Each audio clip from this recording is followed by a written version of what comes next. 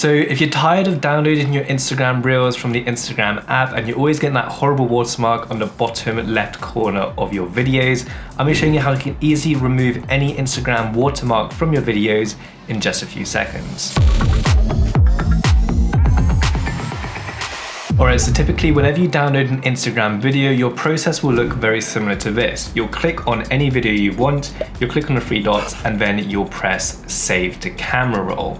What's going to happen from there is once you head over to your camera roll, you'll have your video downloaded, but then you'll notice that you actually have this watermark with the Instagram Reels logo, the username, as well as the music used in that video, and obviously you don't really want that. So the best workaround for this is to actually download your Instagram externally. So what you want to do is head over to Instagram once again, click on the three dots, and then you'll head over and click on the link button, and what it's going to do is copy the link of that video to your clipboard. From here, you want to go ahead and open up Safari or Google Chrome, whatever you have downloaded, and actually want to head over to igram.io. And from here, what you want to do is actually just paste in your URL, and then you want to click on download.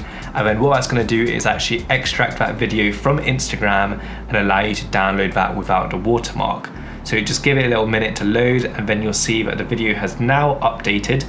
And then what we can do is we can see the video views, we can see the comments. So what we want to do is press download.